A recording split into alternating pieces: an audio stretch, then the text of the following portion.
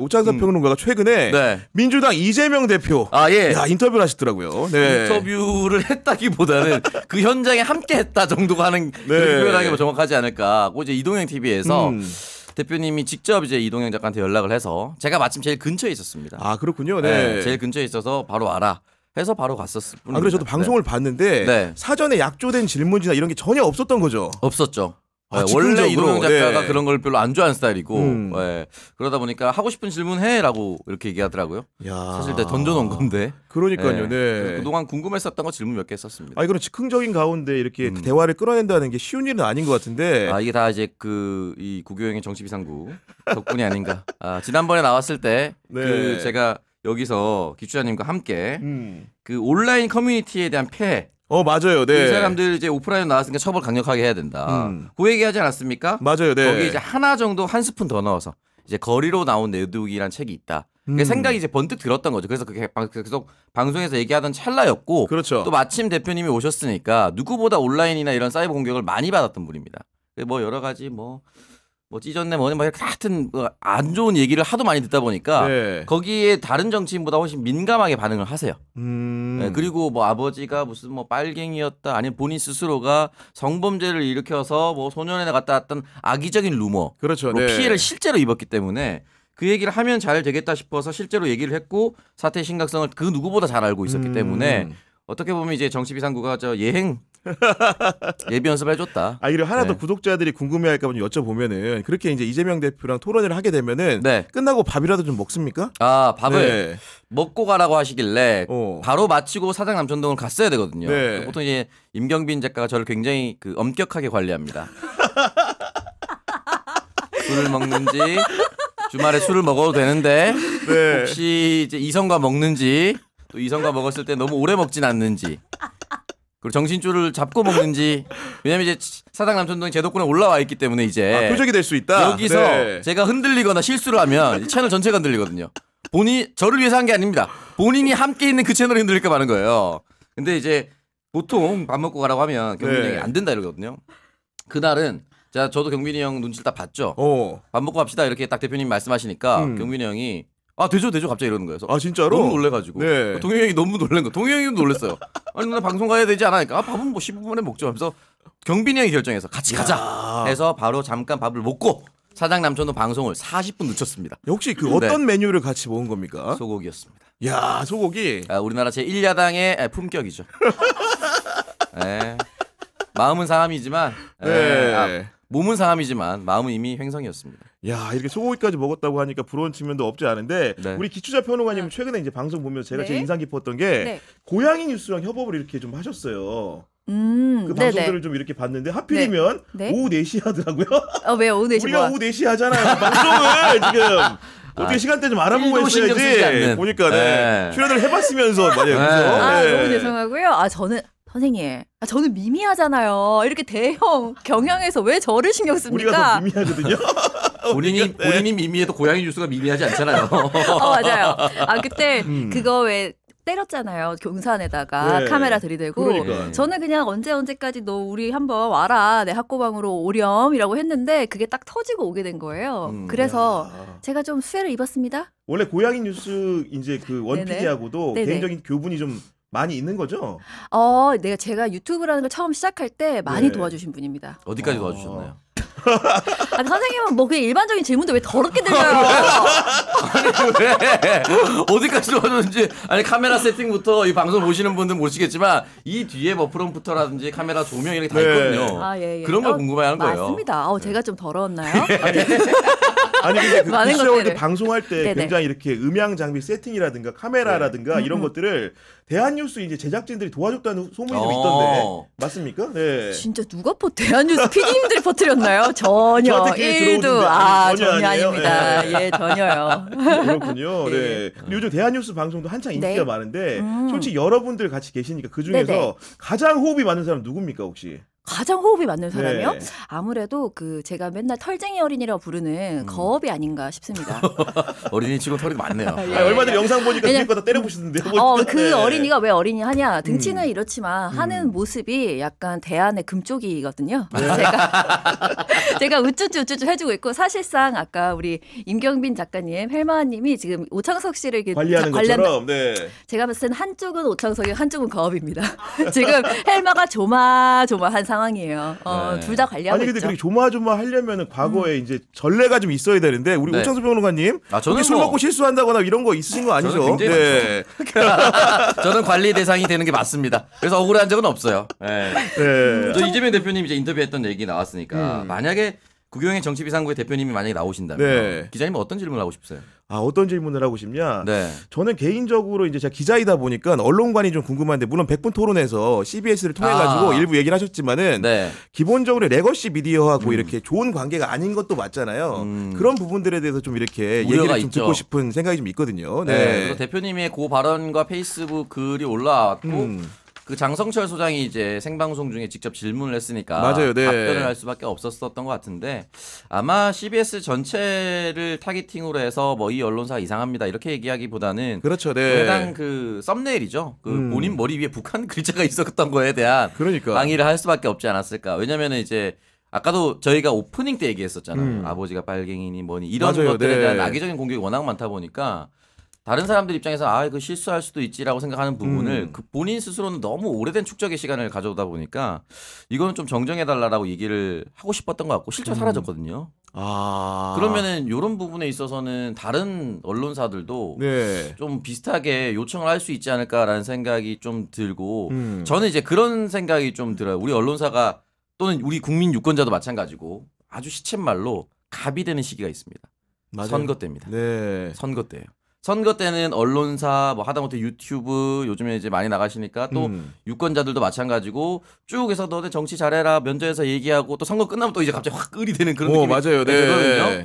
근데 이제 그때뿐만이 아니라 평상시에도 공격을 워낙 많이 받다 보니까 요청을 드렸던 것 같고 아마 전 언론사를 적으로 돌리기 위해서 그렇게 했다는 건 말도 안 되는 거죠. 아니 당연하죠. 그런 바보 같은 행동을 뭐하러 하겠습니까? 그래서 저는 적절하게 그런 얘기를 저는 그런 생각이 들었어요. 이제 가끔씩 정치인들, 가끔씩 대통령들과 기자분들이 만날 수 있는 그런 토론회가 윤석열 정부에서 굉장히 적지 않았습니까? 그리고 재질문 거의 하지 않았고 재질문하는 몇몇 언론사의 기자들만 참 기자다 이런 얘기를 듣는 정도의 수준이 돼버렸는데 저는 격이 없는 토론이 네. 새 정부가 만약에 열린다라고 한다면 좀 자주 했으면 좋겠다. 다만 그 의미가 크게 없는 도어 스태핑 이런 건 안 했으면 좋겠습니다. 아니 말 나온 김에 꼬리를 네. 물어가지고 이제 그 언론 얘기를 좀 해봤으면 네. 좋겠는데 사실 CBS 김현정의 뉴스쇼가 최근에 좀 논쟁이 좀 네, 맞습니다. 논란점이 많이 됐는데 네네. 기추아님도 좀 주목하신 바가 좀 있습니까? 너무 있고요. 네. 방금 말씀 주신 것처럼 저는 굉장히 너무 좋다 생각했던 포인트 중에 하나가 100분 토론 중에서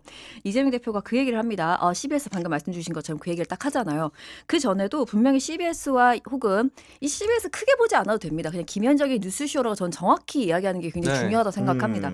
그래서 그것과 이준석과 뭔가 지금 이상하다라는 이야기가 계속 나오고 있었는데 그곳에 비해서 문제의 심각성에 비해서 기사화가 너무 안 되는 거예요. 너무 심각하게 안 됐었죠. 근데 이재명 대표가 한번 딱 말을 딱 언급을 하는 그 순간 이재명이라고 따서 이제 기사가 쏟아지더라고요. 그래서 저는 그걸 지적해주는 부분에 굉장히 좋다고 생각했습니다. 그런 부분들이 네, 맞습니다. 그리고 이제 이 공 같은 경우에는 기본적으로 허은하 전 개혁신당 대표가 쏘아올린 공이라고 할 수밖에 없는데 그 이준석 의원이 본인들 단체방에 올린 오가는 글들 같은 것들을 공개하게 되면서 CBS 그 뉴스 제작 과정에 영향을 끼친 게 아니냐 이런 의혹이 제기된 거 아니겠습니까? 맞습니다. 네. 근데 저는 허은하 대표가 물론 지금 여기저기 많은 채널에 나오셔서 그런 이야기를 전달하는 것도 쏘아올린 공이라고 볼 수 있습니다만 그냥 그거는 가벼운 그냥 물튀김 정도로 생각을 하고요. 그 밑에 이미 많은 것들이 지금 흔들리고 있었다고 생각을 해요. 이준석이라는 사람이 정치인으로서 이때껏 해왔던 그 행보 속에서 뭔가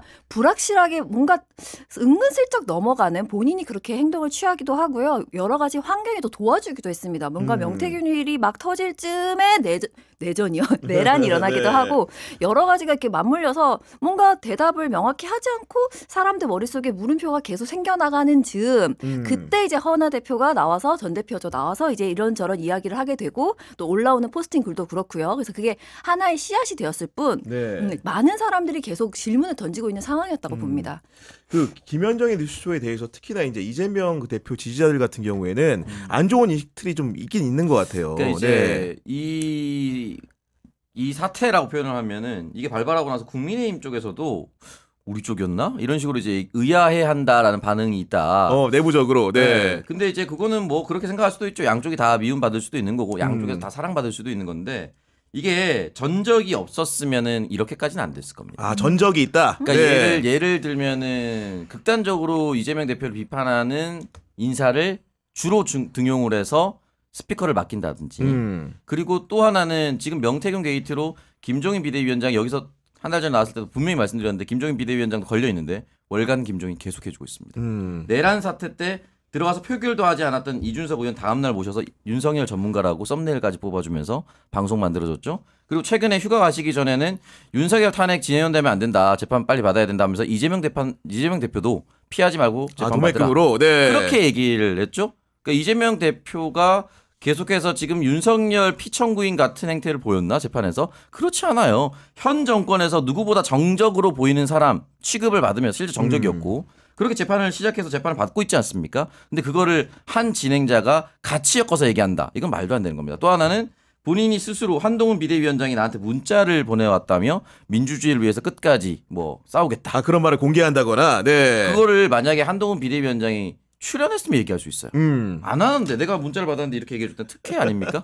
이재명 사실은 내란 사태를 계엄해제 가결했을 때 가장 큰 역할을 했던 건 이재명 대표가 유튜브 라이브를 켜고 국회로 모여달라고 얘기했던 게 가장 큰 겁니다.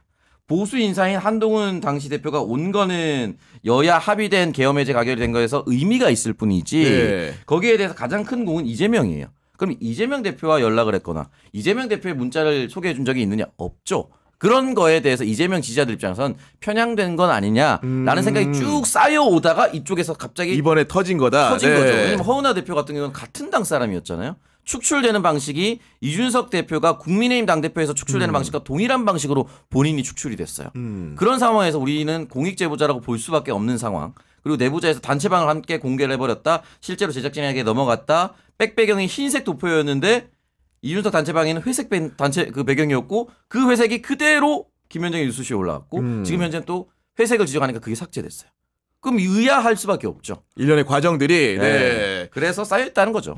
그런 건데 그리고 중심에는 이준석 의원이 있는 게 사실인 것 같은데 맞습니다. 사실은 이준석 의원 개인적으로는 뭐 친송한 게 없기 때문에 말하기가 좀 조심스럽긴 하지만은 그 국회에서 주는 백봉 신사상이라는 게 있어요. 이제 그게 있고 이제 기자들도 투표를 하게 되는데 그 안에 이준석 의원이 들 정도로 기자들하고 스킨십이 좋은 인물로 알려져 있고 실제로 아마도 CBS 제작진하고도 본인은 이제 그런 차원에서 소통했다 뭐 이런 식의 주장을 할 수도 있을 것 같은데 기추아님은 좀 어떻게 보십니까? 저는 방금 친소관계가 없기 때문에 말하기가 조심스럽다고 하셨지만 저는 친소관계가 없기 때문에 말하기가 더 편합니다. 그리고 앞으로도 관계를 맺을 생각이 없어요. 영원히요. 저는 다만 저는 평론가의 입장이라고 생각하는 사람이 아니기 때문에 그냥 편하게 하나의 유권자로도 말씀드릴 수가 있어요. 저는 정치는 말로 하는 것이기 때문에 말로 그렇게 사람을 속일 수는 있으나 그건 단기간이고요. 여러 번 반복될 수 없습니다. 그런데 만약 여러 번 반복된다면 그건 누구의 책임이 큰가? 언론의 책임이 큽니다.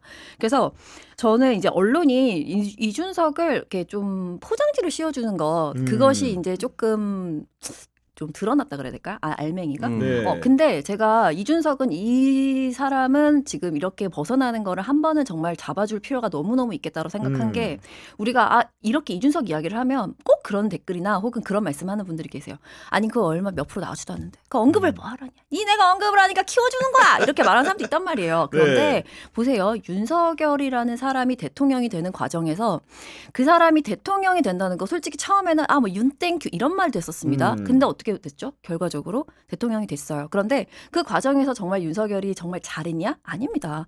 얼마나 많은 지금 돌아보면 어떻게 저런 행동을 하고서 대통령이 됐지라고 생각할 만한 것들이 정말 많아요. 자, 근데 왜 그게 그렇게 부드럽게 넘어갔느냐?